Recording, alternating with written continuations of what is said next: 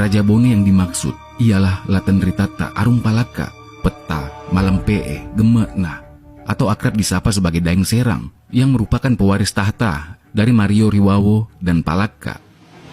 Beliau dikenal sebagai pewaris tahta atau putra mahkota yang menggantikan pamannya. Puata Peta Malampe'e Gemekna ini membuat kerajaan Bone berjaya.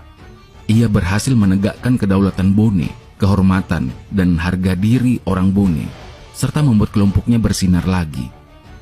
Tokoh hebat ini merupakan putra dari Puata Wetan Risusui, Datuk Mario Riwawo, dan ayahnya Puata Lapotobune Tobai, yang merupakan bangsawan Arung Tanah Tangga, serta Kedatuan Lompulle. Sedangkan kakeknya yang bergelar Arung Palaka dengan nama Anumerta Matinroe Ribantaing sebagai tokoh yang pertama kali menerima ajaran Islam atau mewakili seluruh rakyat Bone untuk mengucapkan syahadat dari Raja Goa. Namun, warga Bone pada saat itu menolak agama Islam sehingga kakeknya diusir jauh dari Bone.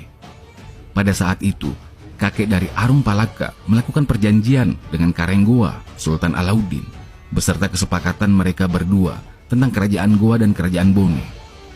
Karenggoa mengatakan, "Dengarlah wahai saudaraku, kita disaksikan oleh Dewata yang Esa.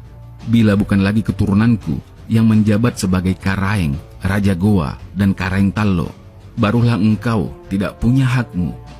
Barulah pula engkau dapat diperlakukan semena-mena oleh sesama manusia. Bila engkau tertimpa masalah, maka bukalah pintumu agar kami kerajaan Goa Tallo dapat masuk di dalam kesusahanmu." Puata Matinroe Ribantaing merespon dengan berkata, "Oh Karaeng, tidaklah gugur padiku, tidaklah robek timbaku, tidaklah dibuka rahasia diriku apabila ada masalah yang menimpa negeri Goa, walaupun hanya sebilah bambu sebagai titian. Kami pun berjalan membantumu. Kami akan masuk di dalam kesusahanmu hingga pada anak cucumu. Tetapi janganlah mengkhianati kami sebagai orang kecil." Begitulah perjanjian kesepakatan antara Raja Goa dan Raja Bone atau kakek dari Arung Palaka. Kesepakatan inilah yang diwasiatkan oleh Puata Matinroe Ribantaing pada putrinya atau ibu dari Arung Palaka.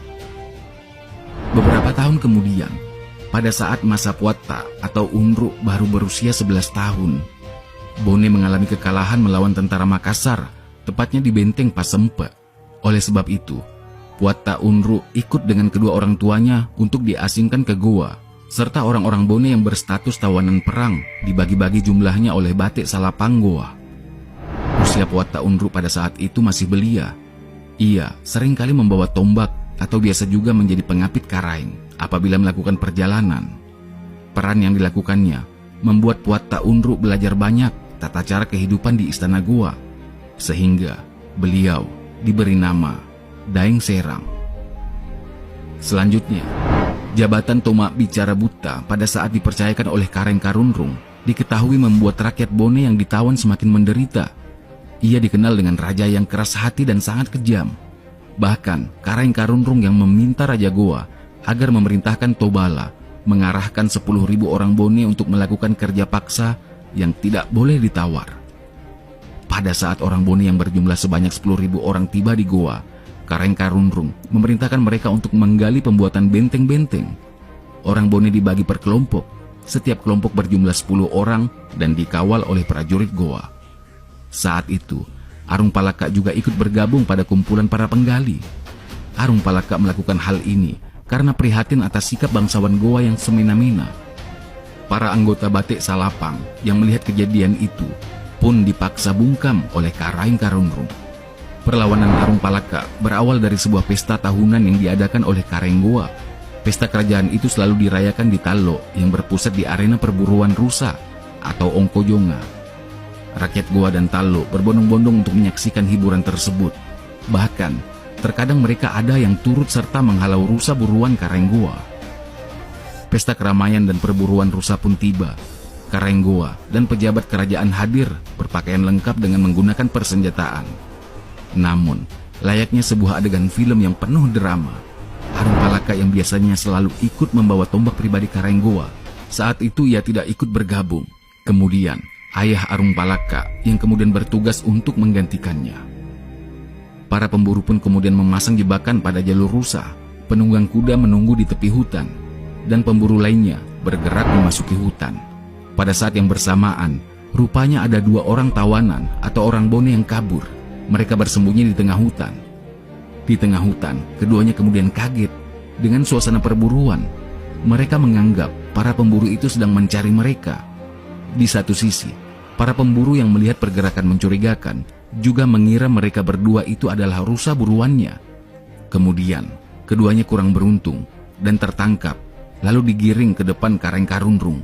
Kareng Karunrung kemudian murka dengan 2 orang yang berusaha melarikan diri itu.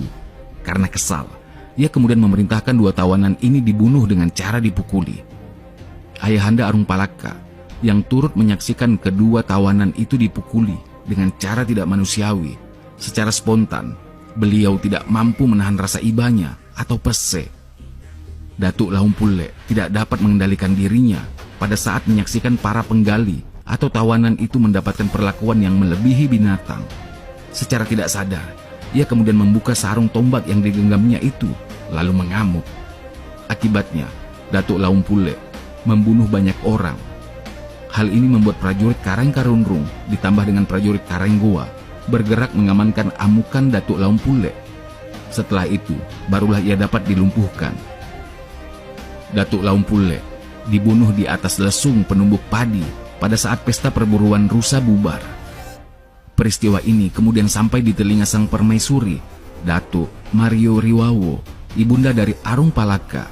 Ia coba menenangkan perasaannya sejenak, namun kesedihannya tidak dapat terbendung. Malam tiba, datanglah Arung Palaka karena rasa rindu pada istrinya dan sang ibunda. Kedatangannya dari lokasi penggalian disambut dengan rasa heran dan kaget saat melihat istri dan ibunya sedang menangis, sehingga Arung Palaka mengendalikan perasaannya sejenak dan menanyakan alasan mereka menangis. Sang ibunda kemudian berucap, "Ayahmu telah tiada." Kemudian Arung Palaka bertanya, "Di mana jasad ayahku?" Sang ibunda kemudian menjawab, "Jasadnya sudah dikuburkan. Ayahmu meninggal karena mengamuk saat menyaksikan penggali atau tawanan yang melarikan diri dihukum mati." Disinilah sang ibu baru mengungkap wasiat dari Puatta Matinroe Ribantaing mengenai isi perjanjian antara Karenggoa dengan Puatta Matinroe Ribantaing. Arung Palaka geram karena kerajaan Goa dan Taluk mengkhianati perjanjian kakeknya dengan Karenggoa. Ia kemudian memohon kepada Dewata Yang Esa agar dapat meraih cita-cita kebaikan dan berharap semoga Tuhan Yang Maha Pencipta dapat menemukan jalan untuk kedaulatan Bone agar dapat tegak kembali.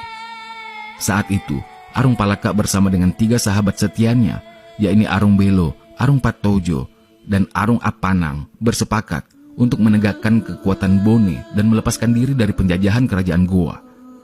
Sebagai garda terdepan untuk mengangkat harga diri kerajaan Bone, mereka berempat kemudian mengumpulkan sejumlah pengikut setia, menyusun strategi yang rapi guna menyingkirkan semua penghalang. Pada saat yang sama, seluruh Karaeng dan pasukannya sedang berada di Taluk. Disinilah momentum paling tepat bagi Arung Palaka untuk membawa lari para tawanan sejumlah 10.000 orang Bone. Arung Palaka bersama pengikutnya kemudian berhasil membunuh seluruh mandor galian sebanyak 1.000 orang dan menyita persenjataannya. Kemudian dikumpulkan dan digunakan oleh para pengikut Arung Palaka yang melarikan diri pulang ke Bone. Pada saat mereka tiba di Bone, Arung Palaka kemudian menemui Peta Tobala dan Datuk Sopeng yang bernama Laten Ribali. Rupanya Datuk Sopeng dan Peta Tobala, sang jenang Bone saat itu, memang telah bersepakat untuk mengumpulkan kekuatan dan mengerahkan prajuritnya untuk melakukan perlawanan terhadap Goa.